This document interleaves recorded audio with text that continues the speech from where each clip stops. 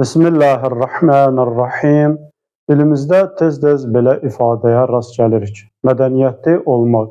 Bu, həyatımızın demək olar ki, bir çox sahələrini əhatə edir. Məsələn, yemək-içmək mədəniyyəti, süfrə mədəniyyəti, həkim-xəstə mədəniyyəti, sürücü mədəniyyəti, danışıq mədəniyyəti, davranış mədəniyyəti və s.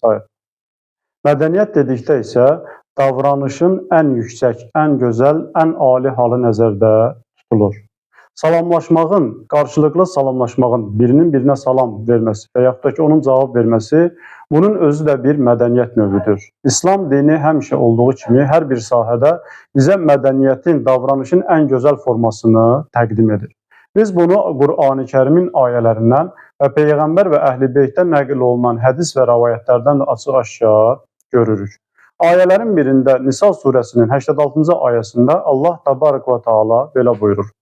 وَإِذَا هُيِّيتُمْ بِتَحِيَّةٍ فَحَيُّوا بِأَحْسَنِ مِنْهَا. Sizə salam verildiği zaman siz ondan daha gözəl halına, daha gözəl formada ona salam verin. اَوْ رُدُّوهَا. Ya olduğu kimi o salamı qaytarın. İnna Allaha kana ala kulli şeyin hasiba. Həqiqətən də Allah hər şeyi hesaba alandır. Bu ayədə görürük ki, Allah təbarək və teala bizə salamın ən gözəl halını, ən gözəl formada salamın cavabını verməyi bizə göstərir. Biz bunu Peyğəmbər sallallahu aleyhi və səlləmin davranışında da görürük. Bir gün Peyğəmbərin huzuruna bir şəxs gəlir, Peyğəmbərə belə salam verir. Əs-salam aleykə. Peyğəmbər isə cavabında buyurur ki, aleykəs-salam və rəhmətullah. İkinci bir şəxs gəlir, Peyğəmbərə belə salam verir. Əs-salam aleykə və rəhmətullah. Peyğəmbər isə onun cavabında buyurur ki, aleykəs-salam və rəhmətullahi və bərəkatuh.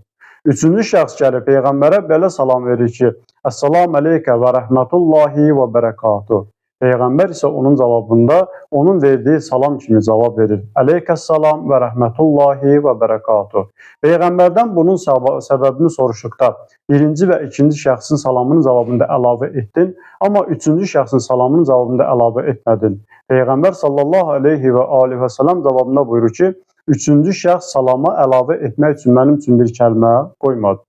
Yəni, salamın ən gözəl forması, salamın kamil forması, salamın ən gözəl mədəniyyət formasının cavabını vermək Əs-salam aleykə və rəhmətullah və bərəkatuhdur ki, biz bunu Peyğəmbərin davranışında gördük.